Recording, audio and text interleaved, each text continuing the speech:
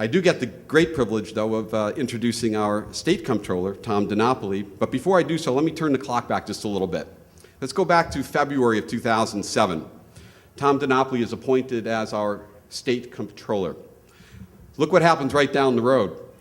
The stock market, October 2007, painfully we remember, tops at a little over 14,000 measured by the Dow Jones 30 Industrial Average. Troughs at about 6,600.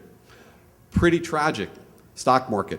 Pretty difficult environment to manage a $100 billion plus state fund. Tom was at the helm managing that fund for us. Look what happened around the corner. March 2008, Bear Stearns comes unhinged. September 2008, Lehman Brothers collapses. Very, very, very difficult environment. But you know, folks, sometimes you get lucky. Who's that guy in the movie? Do you feel lucky? Dirty Harry. Do you feel lucky? Well, I feel lucky. And we should all feel lucky because we got a great leader out of this situation. Tom DiNapoli, our state comptroller, elected November 2010. State Comptroller Tom DiNapoli. Welcome him, please, folks.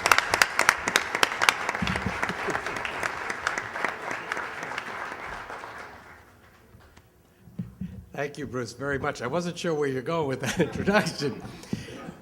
My answering line was going to be, it was all Bill Thompson's fault. I had nothing to do with it, but I didn't have to use it, so it was okay.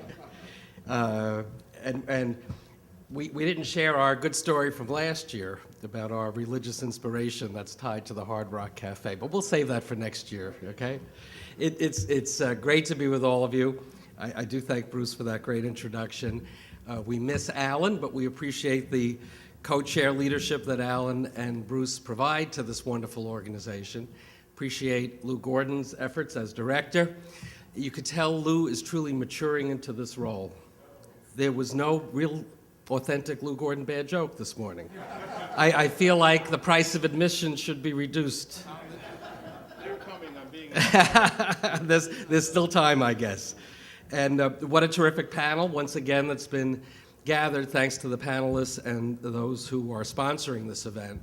And it is always a delight for me to be in the company of the great city controller, John Liu. John and I knew each other a long time ago, before he was elected to any office. I guess I had been serving in the state legislature. And I guess to pick up on something else Bruce said, I guess I did have a rock and roll fantasy, and it did involve John Liu. But that was with us having a band and making a lot of money. It had nothing to do with us both being city and state controllers and being here at the Hard Rock Cafe. But I'll settle for this as our venue. But John is doing a great job in a tough time. He's become a wonderful partner to me. There's so many opportunities given the interwoven nature of New York City and New York State and our parallel responsibilities, many opportunities for us to work together, and we forged a wonderful partnership that's built on a strong friendship, and he's just doing an outstanding job. You're going to hear from him in a moment, but give him another round of applause for being a great leader in our city. Now I'm going to touch on a few points, and a lot of the information I'm drawing from are in the handouts that you may have seen up front when you came in. If you didn't grab them, there are plenty there. One is our November report on the securities industry in New York City, and the second one is our just released December report on review of the financial plan of the City of New York. So this information is available to you. Don't worry about taking notes if you don't want to, and it's obviously available on our website as well.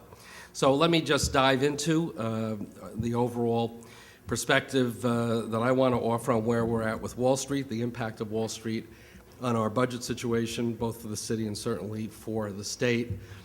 I think as Bruce and Lou both touched on, we're still going through tough times. Everybody acknowledges that.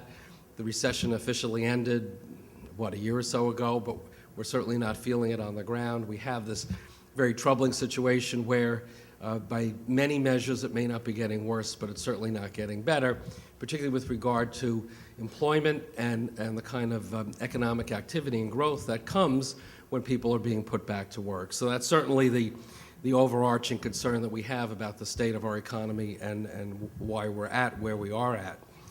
That being said, looking at the numbers from our vantage point, Wall Street has earned over $21 billion during the first 3 quarters of 2010. That's significantly lower than last year's record of over $61 billion, which was certainly fueled by federal assistance and low interest rates. Despite that drop from last year to this year, though, it would appear, and obviously we still have another quarter to go, that 2010 is likely headed to be the second highest level of profitability on record for Wall Street. And it appears that Wall Street's job losses may have peaked last August at close to 31,000 jobs lost. The industry started to add some jobs, about 3,000, in the early fall, in September and October.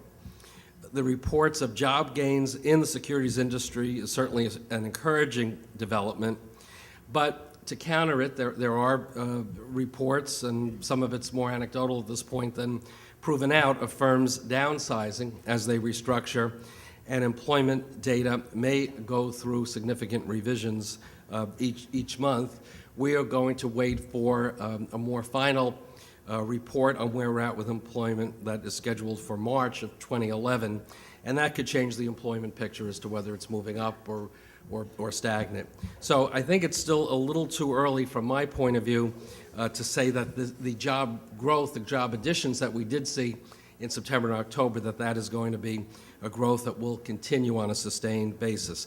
It certainly, though, is an indication, and we're all looking for those green shoots, however small they may be, that there is a turnaround, and we need to look for those green shoots, those signs of growth.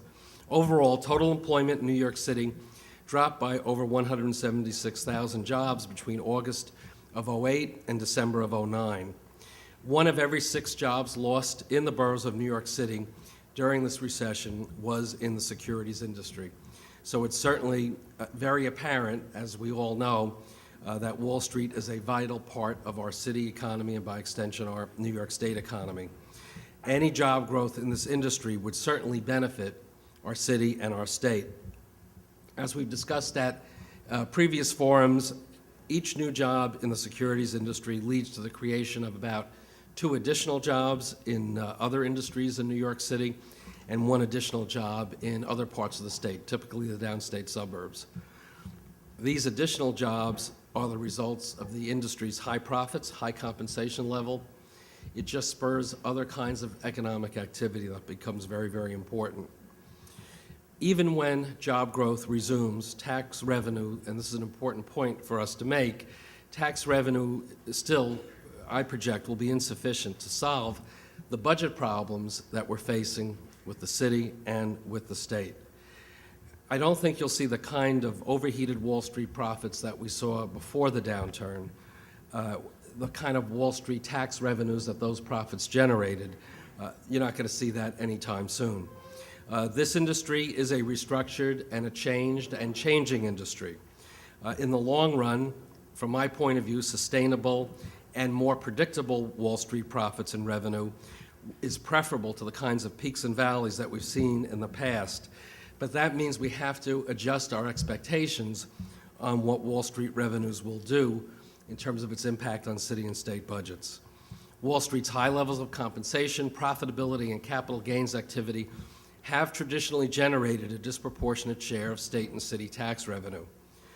Sharp drops in these areas during the financial crisis, both the one we've just gone through and are going through, and if you remember at the start of the decade, after the dot-com bubble burst and the tragedy of 9/11, it's been great when we've had the highs, but when we've had the lows, it's had a huge effect, a huge negative effect on city and state revenue and on city and state budgets.